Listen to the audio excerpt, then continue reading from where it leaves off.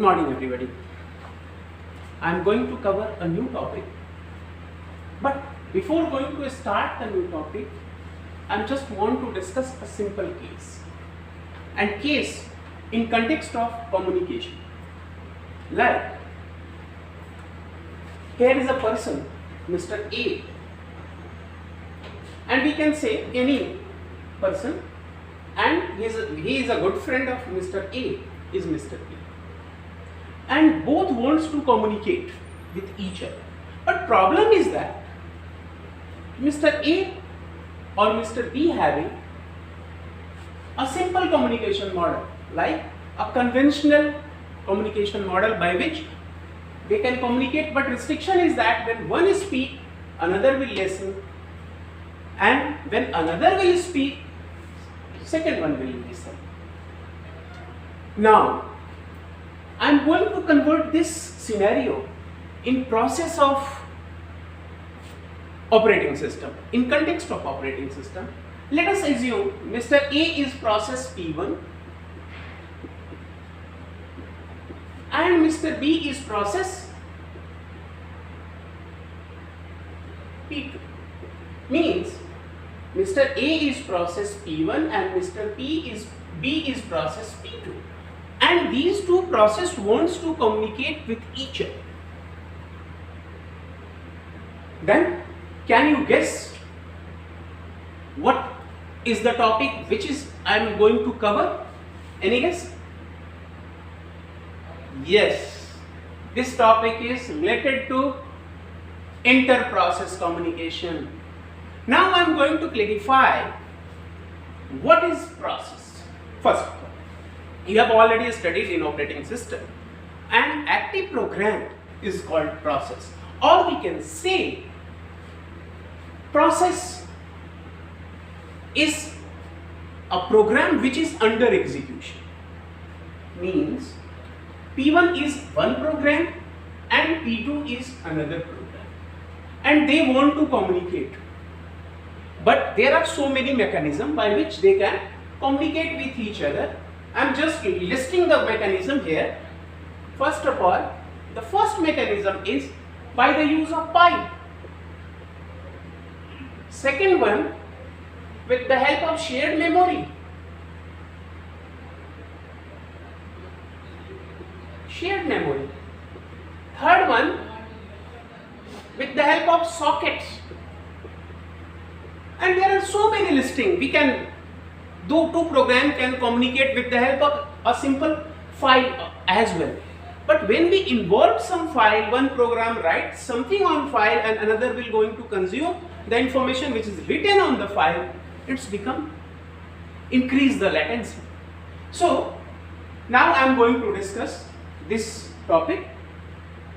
Myself, Abhay Kumar Rai, and my topic is inter-process communication, which is I am going to cover, and I think we will cover it in very simple way. So my headings are inter-process communication, fundamentals of inter-process communication, what kinds of approaches we generally uses for inter-process communication, and these are the inter-process communication methods by which we can perform inter-process communication. Like, we can use message passing pipes. I have already discussed. There is two kinds of pipes, named pipe and simple pipe, which I will cover. Shared memory, and when we use shared memory, it must having some synchronization tool. When one process reads the data from the memory, another will wait until first one release the memory. So there are so many topics, and these topics are very interesting. Really, believe me, these topics were very interesting and I will cover it in a very simple way. Now, first of all, I want to discuss with the help of some literature. First of all, what is inter-process communication and what are the types of inter-process communication?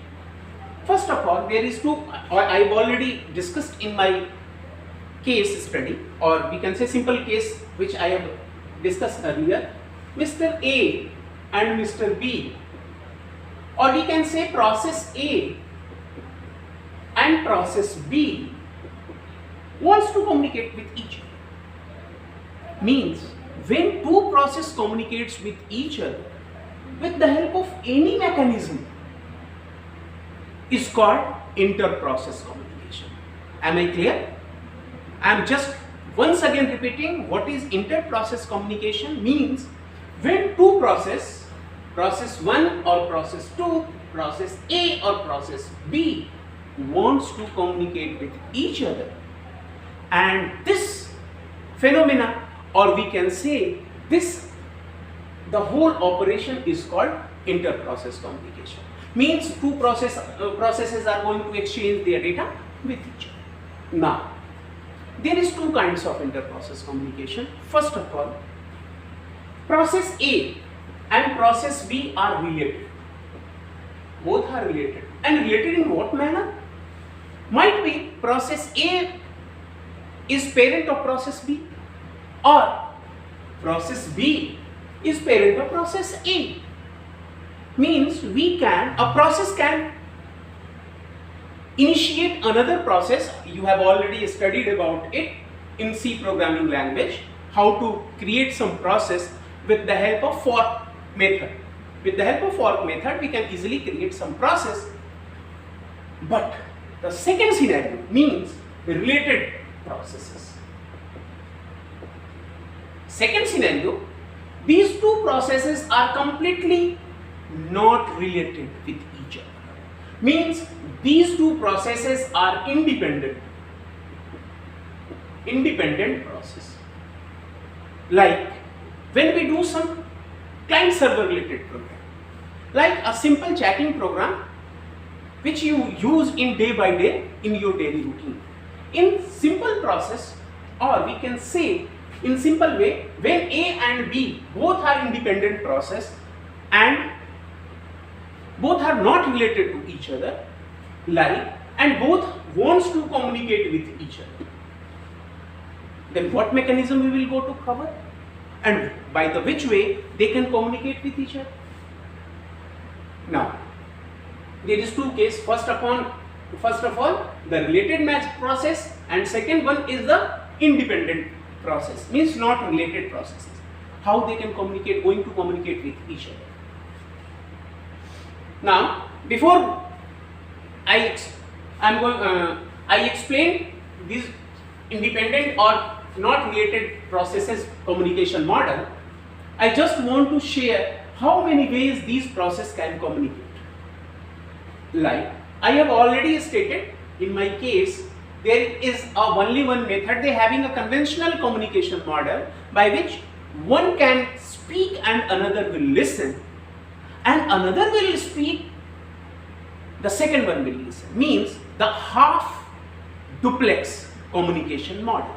In this case, we can use simple pi. Simple pi can use for related process. Am I clear? When two related process means when process works in child and parent relationship, then in that scenario we can use simple pi. But when the process become independent, means we want to communicate, or system want to communicate, or two process want to communicate with each other, but the processes are reside on different machines. Like I have already discussed about the chatting program. We can generally use for the chatting program is named pi, as well as socket programming. Now we can use message passing as well. We can use message passing. But in case of related program, we can use shared memory. I will discuss these topics in separate manners. These topics are very interesting, but I am just going to explain what is difference between pipe and named pipe. I have already stated that the simple pipe is a half duplex communication model in which one can send the data, another will receive. For the same, when two process P1 and P2 wants to communicate with each other, it required two separate pipe by which P1 can sends the data pipe 1 or the second one pipe 2 by which P2 can send the data. Means when we use pipe, normal pipe, we have to use two separate pipe for the communication. But in case of named pipe, it is full duplex. It provides full duplex communication model.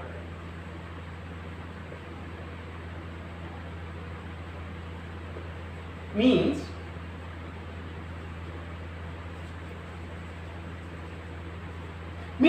with the help of named pipe, you can perform communication between two process P1 and P2, but with the help of only one named pipe. Means with the help, it will just work like a mobile phone. A simple mobile phone can use for or normal PNT line. Just you can call the person and you can communicate easily. But in case of normal pipe, it just work like a walkie-talkie, which is generally used in railways or police stations, or we can say coal mining, where normal walkie-talkie use when someone speak, or you can say in army as well, when one can speak, another will listen, and another will speak, second party will listen. So there is simply difference between pipe and named pipe. Now I think these topics are clear. Shared memory means when two process P1 and P2 wants to communicate with each other and they having a simple memory. Simple memory means a reserved RAM for it. When P1 writes something on the RAM and P2 will read the same. When P2 writes something on this memory, P1 writes something into the memory, P2 will read. So, by this way, can we achieve the full communication? Definitely. These two process or more than two process means P3, P4, P5, they can communicate with each other by the help of shared memory. But problem is there when some program or some process wants to write on shared memory and the simultaneously second one wants to read the data from the memory. It may occur some problem. Might be a deadlock condition will happen or some inconsistency may occur. Then what are different solutions for it?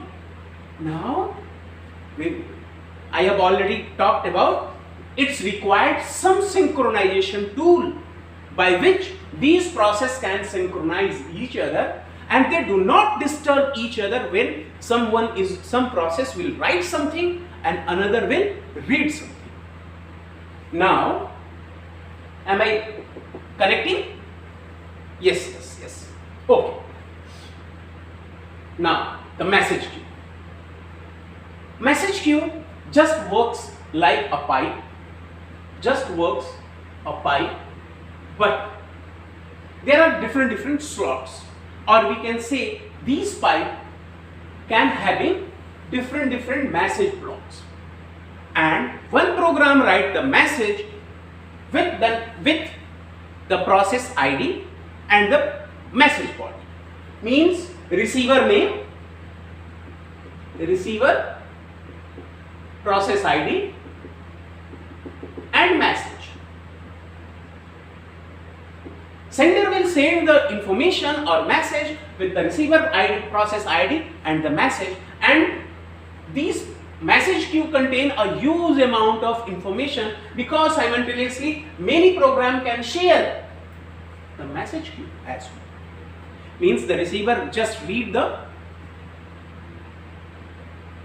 his own process ID and take the message out of message queue. But limitation is that as soon as the process acquire the message no longer available here. Means when someone received the message and by chance the message got deleted by the receiver end, the sender has to send separately that message. I think I have covered all these things. Message passing generally use the message queue as well, or you have already having an idea about message passing in C++. A simple, I'm just referring the book C. Balaguruswamy, C++, in which there are 7 attributes of OOPS, and the 7th attribute, I want to recall it. The 7th attribute of objects are message passing, and message passing can happen with the help of method invocation, and that methods can send the data or receive the data. Means when we talk of message passing has 2 methods. One method belongs to, or one method for sending the data and another method for receiving it. I think I have covered all these topics. Now I am going to explain each and every with simple example. I have already stated that we can use file and socket for inter-process communication, but problem is that when we use file, one program writes something onto the file and another one will read the file. But this kind of scenario will happen when we work in such an environment, when a program P1 or a process P1 at a remote place far away, or we can say runs on another computer, and process P2 runs on different computers. Like P1 is a process of some sensor node and P2 is process of some web server or web service. P2 is process of some web service and P1 is process of some sensor node, and they are residing on different computers, and there is a cloud here. In cloud environment there is a file F. P1 writes something on F and P2 will read something from F, but it will increase the latency. So to reduce the latency in real world scenario or real world communication, we can reduce the latency, we can use socket. And socket is nothing more than a stream of data by which one process can sends with the help of network interface and another will receive the data. The sockets provide there is 2 kinds of socket, because sockets can exist on the transport layer, and transport layer having 2 kinds of protocol. First one is the TCP protocol and second one is the UDP protocol. TCP is the connection oriented and UDP is connectionless. TCP is reliable but UDP is not reliable. So socket can exchange the data with the help of either in form of a stream or in form of data packets.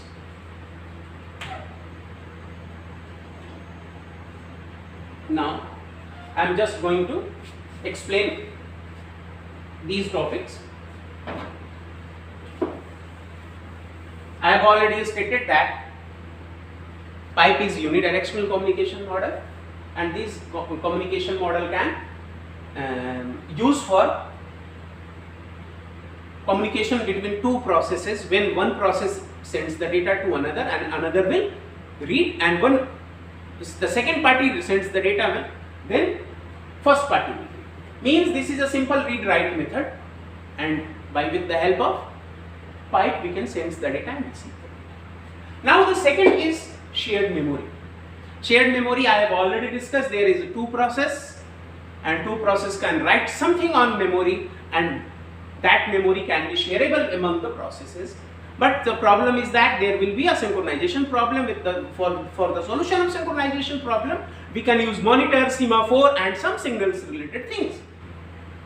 Means monitor, semaphore or signals, or we can say simple flags. We can use. Means when someone write, another will unable to write. When someone read, might be another will read, because read never produce some contradiction, but write might be converted or create some problem. So these are two topics, pipes and shared memory. I have already covered. Now the third one is message passing. Allow multiple programs to communicate using the message queue or non-OS managed channels commonly used in the concurrency model. When two processes runs simultaneously, it may occur some concurrency problem. With the help of message passing, and one thing I want to clearly specify that the message queue might be provided by the operating system, or it is explicitly created by the user. Means it can works in two ways. With the help of data structure you can create your own queue, or you can create your own message queue, or with the help of operating system model. Means Linux provide its own message queue, but in case of Windows operating system or something explicit program, you have to create your own message queue so that they can communicate with each other. Means message passing can use the message queue, and message queue is nothing more than a simple data structure by which the process can put their own message onto the message queue and they can consume it. Now I have already stated that message passing having two methods. One is send method and another one receive method. When object A call its sending method, B will receive it, but it should be a synchronization between two processes. When object 1 sends the data to B, B will ready to receive it. Either receive it or it will send the data, but in the object B will not ready to receive it. Then what happens? There is no proper communication will exist between these two objects. I am once again clarifying, this when we use message passing means these two objects involved in communication, these two objects must be in synchronization mode. First will send the data, second one must have to ready to receive. Means second one call the receive method and first one call send method. When second sends the data to first one, the second will call its send method and the first one will have to call its receive method. Now I think I have covered all these topics. Now the last point is, what are the different interviews questions asked by the company? The first of all, the company asked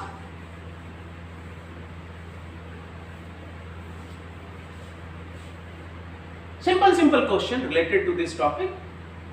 What is difference between pipe and named pipe? I have already stated about it. Named pipe is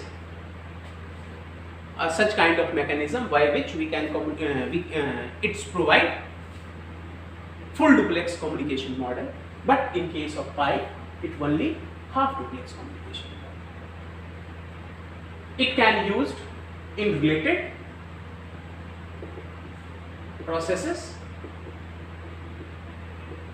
or it can be used unrelated processes. Means the process are separated from one place to another place, or they are belongs to another program as well, or another software. What is shared memory and what are the different synchronization tools? Synchronization tool I will cover in separate lecture. So explain the process of communication with socket programming model.